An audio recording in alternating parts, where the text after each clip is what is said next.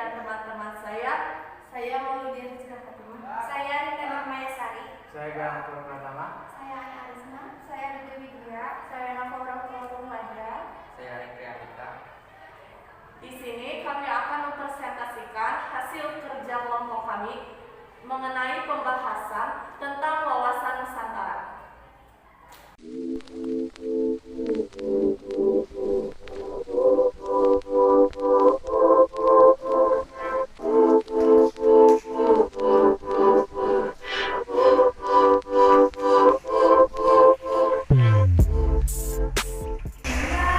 Bab 2. Landasan wawasan nasional.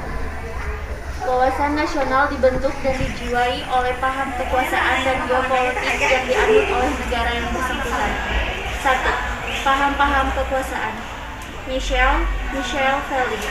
Dengan judul bukunya The French, dikatakan sebuah negara itu akan bertahan apabila menerapkan dalil-dalil seperti dalam merebut dan mempertahankan kekuasaan segala cara dihalalkan.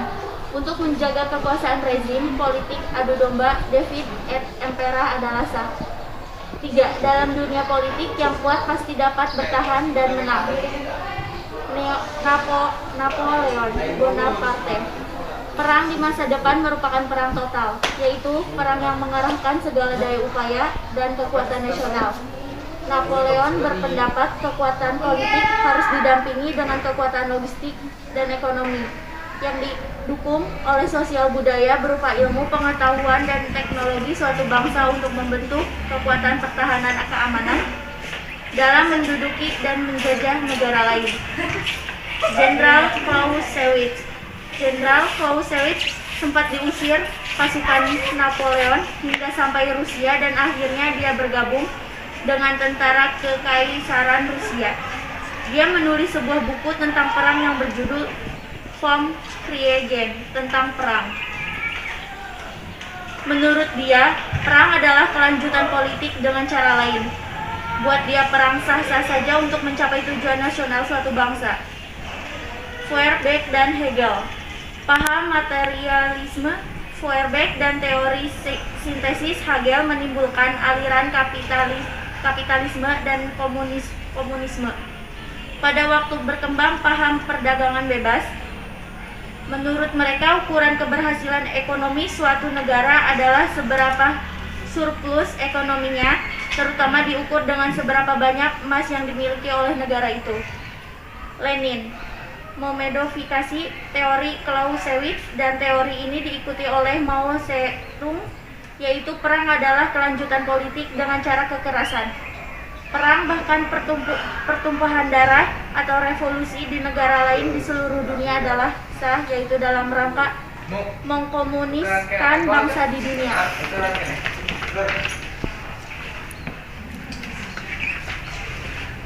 Lucian W. Pei dan Sydney, tahun 1972. Dalam bukunya Political, Cultural, dan Political Development dinyatakan bahwa kemantapan suatu sistem politik hanya dapat dicapai apabila berakar pada kebudayaan politik bangsa IBS. Kebudayaan politik akan menjadi pandangan baku dalam melihat kesejarahan sebagai satu kesatuan budaya. Dalam memproyeksikan eksistensi kebudayaan politik tidak semata-mata dibentuk oleh kondisi-kondisi objektif, tetapi juga harus menghayati kondisi subjektif psikologis sehingga dapat menempatkan kesadaran dalam kepribadian bangsa.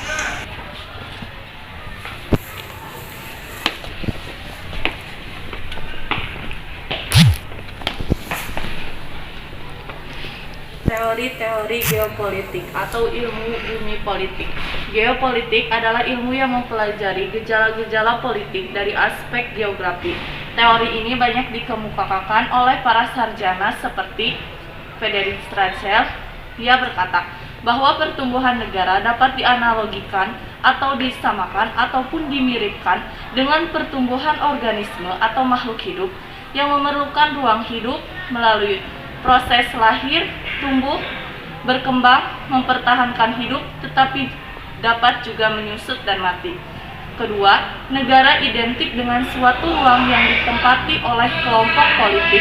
Dalam arti kekuatan, makin luas potensi ruang, makin memungkinkan kelompok politik itu tumbuh. Ini adalah teori ruang. Yang ketiga, suatu bangsa dalam mempertahankan kelangsungan hidupnya tidak terlepas dari hukum alam. Hanya bangsa yang unggul dan yang dapat bertahan hidup terus dan langgeng. Yang keempat, semakin tinggi budaya bangsa, semakin besar kebutuhan atau dukungan sumber daya alam. Apabila tidak terpenuhi, maka bangsa tersebut akan mencari pemenuhan kebutuhan kekayaan alam di luar wilayahnya atau yang disebut dengan ekspansi. Apabila ruang hidup negara atau wilayah sudah tidak mencukupi, maka dapat diperluas dengan mengubah batas negara baik secara damai maupun dengan kekerasan perang. Ajaran Russell menimbulkan dua aliran, yaitu menitik beratkan kekuatan darat dan menitik beratkan kekuatan laut. Ada kaitan antara struktur politik atau kekuatan politik dengan geografi di satu pihak, dengan tuntutan pengembangan atau pertumbuhan negara yang dianalogikan dengan organisme atau kehidupan biologi di lain pihak. Rudolf, negara hanya dimungkinkan dengan jalan memperoleh ruang atau wilayah yang cukup luas agar memungkinkan pengembangan secara bebas kemampuan dan kekuatan rakyatnya. Yang pertama, dia berpendapat bahwa negara sebagai satuan biologi, suatu organisme hidup. Untuk mencapai tujuan-tujuan negara, hanya dimungkinkan dengan jalan memperoleh ruang atau wilayah yang cukup luas agar memungkinkan pengembangan secara bebas kemampuan dan kekuatan rakyatnya. Yang kedua, negara merupakan suatu sistem politik atau pemerintahan yang meliputi bidang-bidang seperti geopolitik, ekonomi-politik, demopolitik, sosial politik, dan kratopolitik. Yang ketiga, negara tidak harus bergantung pada sumber pembekalan luar, tetapi harus mampu swasembada serta memanfaatkan kemajuan kebudayaan dan teknologi untuk meningkatkan kekuatan politik dan nasional. Yang ketiga adalah Karl Haushofer. Dia berpendapat bahwa pandangan ini berkembang di Jerman di bawah kekuasaan Adolf Hitler, juga mengembangkan ke Jepang dalam ajaran Hakko Itsuhyo yang dilandasi oleh semangat militerisme dan fasisme. Pokok-pokok teori Haushofer ini pada dasarnya menganut teori Clausen, yaitu sebagai berikut. Yang pertama, kekuasaan imperium daratan yang kompak akan dapat mengejar kekuasaan imperium maritim untuk mengawasi pengawasan di laut. Yang kedua, negara besar di dunia akan timbul dan akan menguasai Eropa, Afrika dan Asia Barat, atau Jerman dan Italia, serta Jepang di Asia Timur Raya. Yang ketiga, geopolitik adalah doktrin negara yang menitik beratkan pada soal strategi pembatasan. Geopolitik adalah landasan bagi tindakan politik dalam memperjuangkan kelangsungan hidup untuk mendapatkan ruang hidup atau wilayah. Yang keempat ada Sir Halford Maskinder atau biasa dikenal dengan konsep wawasan benua. Teori ahli geopolitik ini menganut konsep kekuatan. Ia mencetuskan wawasan benua, yaitu konsep kekuatan di darat. Ajarannya mengatakan barang siapa dapat menguasai daerah jantung, yaitu Eropa dan Asia, akan dapat menguasai dunia. Yang selanjutnya adalah Sir Walter Raleigh dan Alfred Mahan atau biasa dikenal dengan konsep wawasan bahari. Barang siapa menguasai lautan akan menguasai perdagangan. Menguasai perdagangan berarti menguasai kekayaan alam sehingga pada akhirnya menguasai dunia. Yang selanjutnya ada W. Mitchell, A. Seversky, Yoli Dowhead, dan G.V.C. Fuller yang biasa dikenal dengan konsep wawasan dirgantara. Kekuatan di udara justru yang paling menentukan. Kekuatan di udara mempunyai daya tangkis terhadap ancaman dan dapat melumpuhkan kekuatan lawan dengan penghancuran di kandang lawan itu sendiri agar tidak mampu lagi bergerak menyerang. Yang selanjutnya adalah Nicholas J. Skyrman. Teori daerah batas atau rimland yaitu teori wawasan kombinasi yang menggabungkan kekuatan darat, laut, udara, dan dalam pelaksanaannya disesuaikan dengan keperluan dan kondisi suatu negara.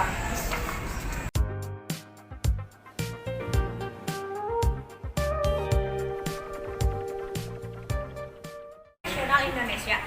Wawasan nasional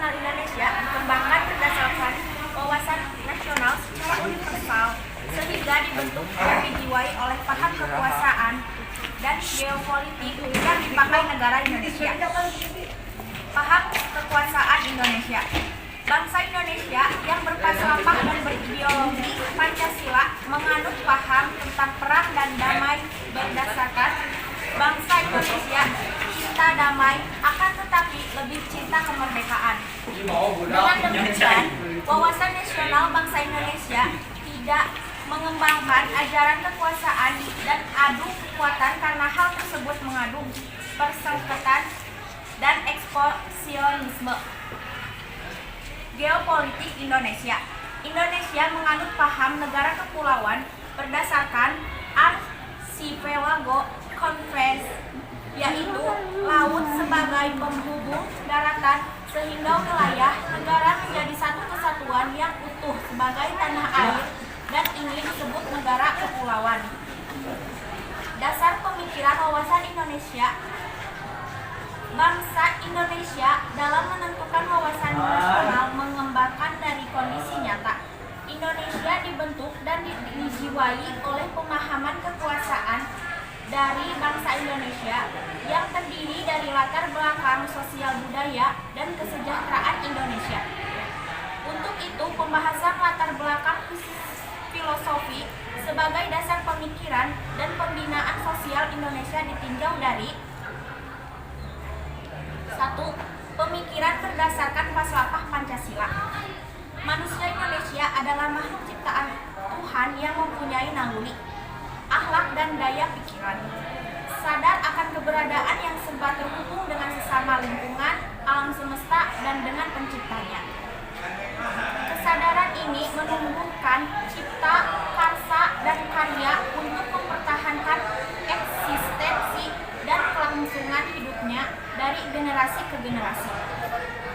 Adanya kesadaran yang dipengaruhi oleh lingkungannya, manusia Indonesia memiliki motivasi demi terciptanya suasana damai dan tentram menuju kebahagiaan serta demi keselenggaranya teratur dalam membina hubungan antar sesamanya. Dengan demikian, nilai-nilai Pancasila sesungguhnya telah bersemayam dan berkembang dalam hati sanubari dan kesadaran bangsa Indonesia, termasuk di dalam menggali dan mengembangkan wawasan nasional. Wawasan nasional merupakan Pancasila dari Pancasila, oleh karena itu menghendaki terciptanya persatuan dan kesatuan dengan tidak menghilangkan ciri, sifat dan karakter dari kebinekaan unsur-unsur pembentuk bangsa, suku bangsa, etnis, dan golongan. 2. Pemikiran berdasarkan aspek kewilayahan. Dalam kehidupan bernegara, geografi merupakan suatu fenomena yang mutlak diperhatikan dan diperhitungkan baik fungsi maupun pengaruhnya terhadap sikap dan tata laku negara. Wilayah Indonesia pada saat merdeka masih berdasarkan peraturan tentang wilayah teritorial yang dibuat oleh Belanda, yaitu Territoriale in Maritime Terre Ordonnance 1939 TZMK 1939, di mana lebar laut wilayah atau teritorial Indonesia adalah 3 mil diukur dari garis air rendah masing-masing pulau Indonesia. TZMKO 1939 tidak menjamin kesatuan wilayah Indonesia sebab di antara satu pulau dengan pulau yang lainnya menjadi terpisah-pisah. Sehingga pada tanggal 13 Desember 1957, pemerintah mengeluarkan deklarasi Juanda yang isinya segala perairan di sekitar, di antara, dan yang berhubungan pulau-pulau yang termasuk negara Indonesia dengan tidak memandang luas atau lebarnya adalah bagian-bagian yang wajar daripada wilayah daratan Indonesia. Lalu lintas yang damai di perairan pedalaman bagi kapal-kapal asing dijamin selama dan sekedar tidak bertentangan atau mengganggu kedaulatan dan keselamatan negara Indonesia. Batas laut teritorial adalah 12 mil, diukur dari garis yang menghubungkan titik-titik ujung yang terluar pada pulau-pulau negara Indonesia sebagai negara kepulauan yang wilayah perairan lautannya lebih luas daripada wilayah daratannya. Maka perairan wilayah laut menjadi sangat penting bagi kehidupan bangsa dan negara.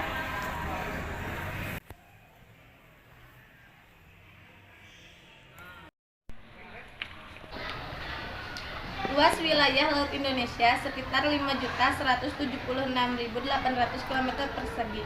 Ini berarti luas wilayah laut Indonesia lebih dari 2,5 kali luas daratannya.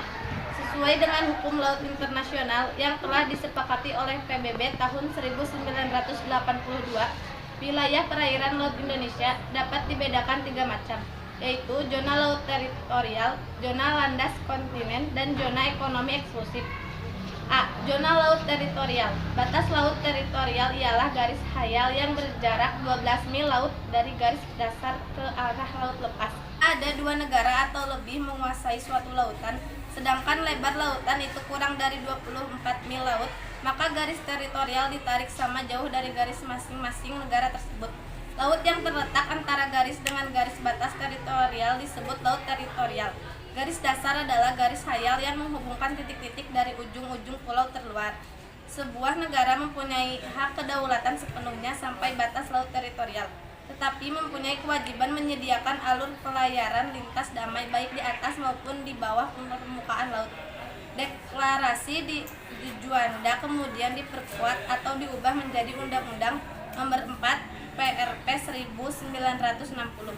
B. Zona landas kontinen. Landas kontinen ialah dasar laut yang secara geologis maupun morfologi merupakan lanjutan dari sebuah kontinen benua. Kedalaman lautnya kurang dari 150 meter. Indonesia terletak pada 2 buah landasan kontinen, yaitu landasan kontinen Asia dan landasan kontinen Australia. Adapun batas landas kontinen tersebut diukur dari garis dasar, yaitu paling jauh 200 mil laut. Jika ada 2 negara atau lebih menguasai lautan di atas landasan kontinen, maka batas negara tersebut ditarik sama jauh dari garis dasar masing-masing negara. C. Zona ekonomi eksklusif. Zona ekonomi eksklusif adalah jalur laut selebar 200 mil laut ke arah laut terbuka, diukur dari garis dasar. Di dalam zona ekonomi eksklusif ini, Indonesia mendapat kesempatan pertama dalam memanfaatkan sumber daya laut. Di dalam zona ekonomi eksklusif ini, kebebasan pelayaran dan pemasangan kabel serta pipa di bawah permukaan laut tetap diakui sesuai dengan prinsip-prinsip hukum laut internasional, batas landas kontinen, dan batas zona ekonomi eksklusif antara 2 negara yang bertetangga saling tumpah tindih.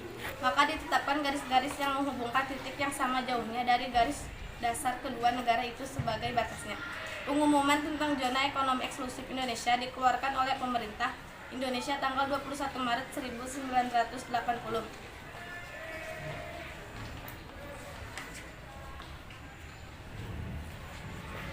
Ruang udara adalah ruang yang terletak di atas ruang daratan dan atau ruang lautan sekitar wilayah negara dan melekat pada bumi, di mana suatu negara mempunyai hak yurisdiksi. Ruang daratan, ruang lautan, dan ruang udara merupakan satu kesatuan ruang yang tidak dapat dipisah-pisahkan. Sebagian besar negara di dunia, termasuk Indonesia, telah meratifikasi Konvensi Geneva 1944, Convention on International Civil Aviation, sehingga kita menganut pemahaman bahwa setiap negara memiliki kedaulatan yang lengkap dan eksklusif terhadap ruang udara di atas wilayahnya, dan tidak dikenal adanya hak lintas damai. Jadi, tidak satu pun pesawat udara asing diperbolehkan melalui ruang udara nasional suatu negara tanpa izin negara yang bersangkutan.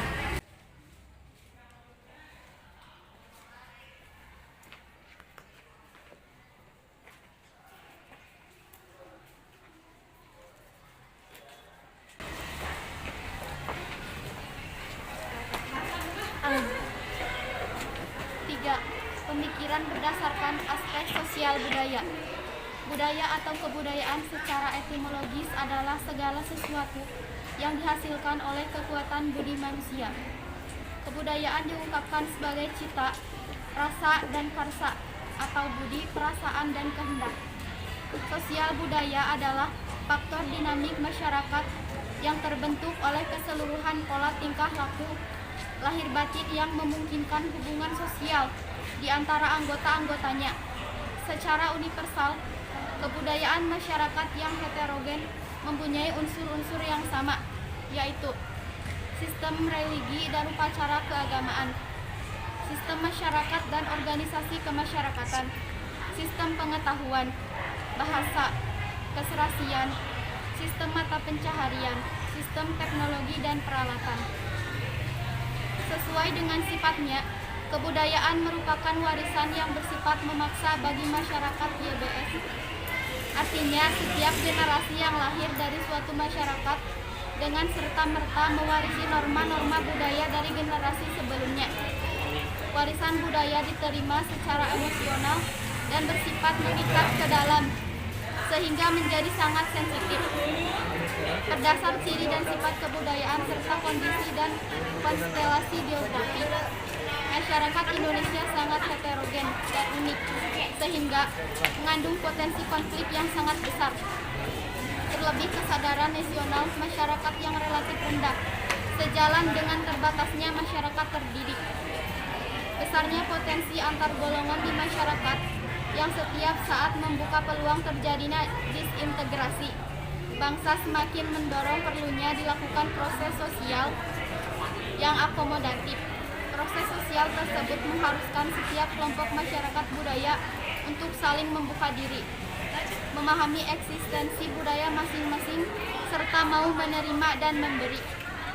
Proses sosial dan upaya menjaga persatuan nasional sangat membutuhkan kesamaan persepsi atau kesatuan cara pandang di antara segenap masyarakat tentang eksistensi budaya yang sangat beragam, namun memiliki semangat untuk membina kehidupan bersama secara harmonis. 4.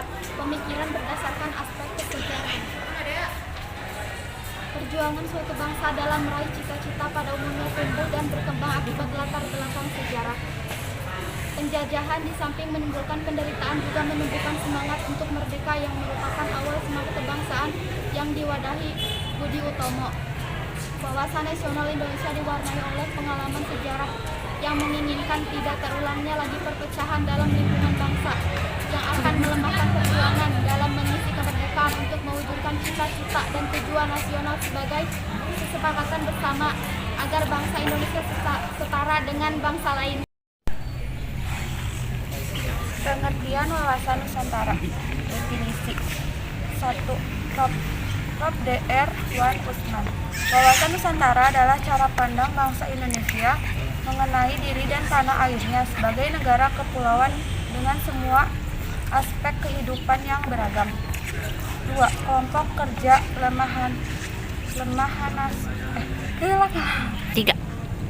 Kelompok kerja Lemhanas 1999. Wawasan Nusantara adalah cara pandang dan sikap bangsa Indonesia mengenai diri dan lingkungannya yang serba beragam dan bernilai strategis dengan mengutamakan persatuan dan kesatuan bangsa serta kesatuan wilayah dalam menyelenggarakan kehidupan bermasyarakat, berbangsaan dan bernegaraan untuk mencapai tujuan nasional.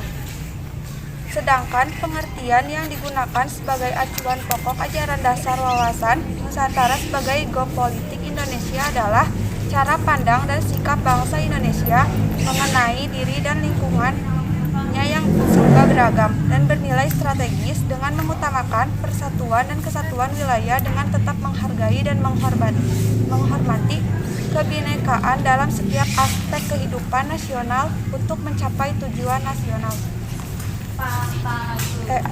Unsur dasar wawasan Nusantara. Yang pertama, wadah. Yang kedua, isi atau konten. Yang ketiga, tata laku atau kondut.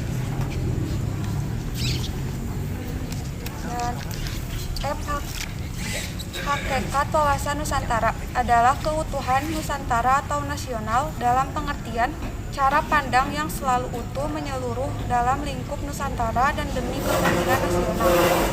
Berarti setiap warga bangsa dan aparatur negara harus berpikir, bersikap, bertindak secara utuh menyeluruh dalam lingkup dan demi kepentingan bangsa termasuk produk-produk yang dihasilkan oleh lembaga negara. G. Asas wawasan Nusantara merupakan ketentuan-ketentuan dasar yang harus dipatuhi, ditaati, dipelihara, dan diciptakan agar terwujud demi tetap taat dan setianya komponen atau unsur pembentuk bangsa Indonesia, suku atau golongan terhadap kesepakatan komitmen bersama.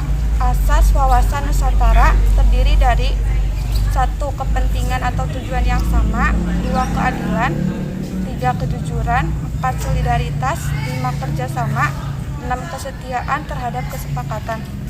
Dengan latar belakang budaya, sejarah, serta kondisi dan konstelasi geografi, serta memperhatikan perkembangan lingkungan strategis, maka arah pandang wawasan Nusantara meliputi yang pertama, ke dalam bangsa Indonesia harus peka dan berusaha mencegah dan mengatasi sedini mungkin faktor-faktor penyebab timbulnya disintegrasi bangsa dan mengupayakan tetap terbina dan terpeliharanya persatuan dan kesatuan. 2. Keluar bangsa Indonesia dalam semua aspek kehidupan internasional harus berusaha untuk mengamankan kepentingan nasional dalam semua aspek kehidupan, baik politik, ekonomi, sosial, budaya, pertahanan, keamanan demi terciptanya tujuan nasional. H. Kedudukan wawasan Nusantara. Wawasan Nusantara merupakan ajaran yang diyakini kebenarannya oleh seluruh rakyat dengan tujuan agar tidak terjadi penyesatan dan penyimpanan dalam rangka mencapai dan mewujudkan tujuan nasional. Wawasan Nusantara dalam paradigma nasional dapat dilihat dari hierarki paradigma nasional sebagai berikut.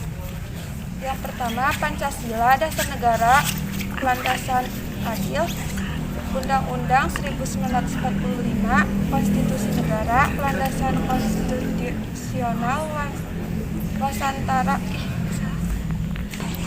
landasan konstitusional, wasantara, visi bangsa atau landasan visional, ketahanan nasional, koperasi bangsa, landasan konsepsional, GBHN, kebijaksanaan, dasar bangsa, landasan operasional.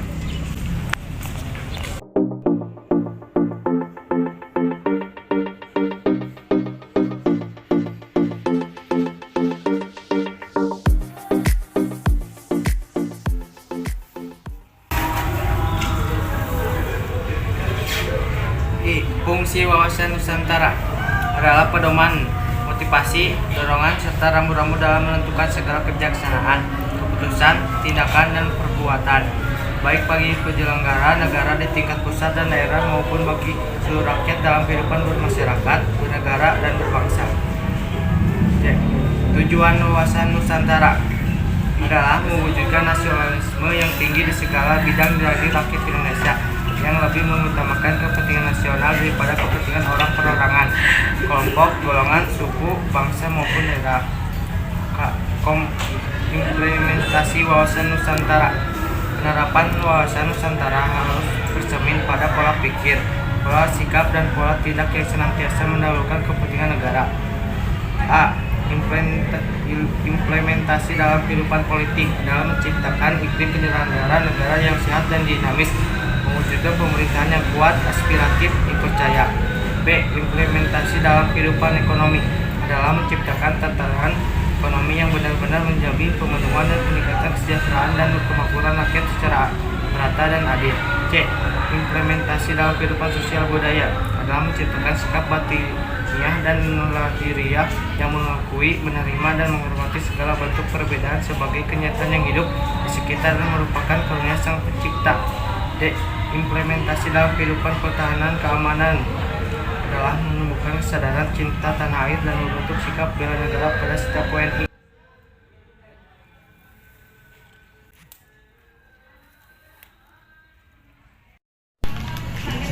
Kesimpulan adalah wawasan Nusantara adalah cara pandang dan sikap bangsa Indonesia mengenai diri dan lingkungannya yang serba beragam dan berbeda bernilai strategis dengan mengutamakan persatuan dan kesatuan bangsa serta kesatuan wilayah dalam menyelenggarakan kehidupan bermasyarakat, berbangsa, dan bernegara untuk mencapai tujuan nasional.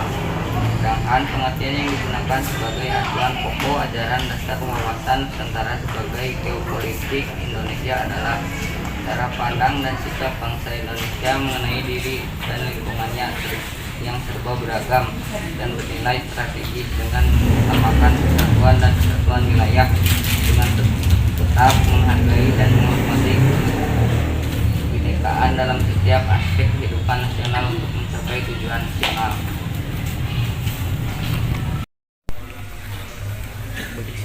Sekian presentasi dari kami. Mohon maaf bila ada kesalahan dari perkataan maupun dari materi yang telah kami sampaikan, dan kami ucapkan terima kasih kepada kalian semua yang telah menyempatkan waktu untuk menonton video dari kami. Akhir kata, assalamualaikum.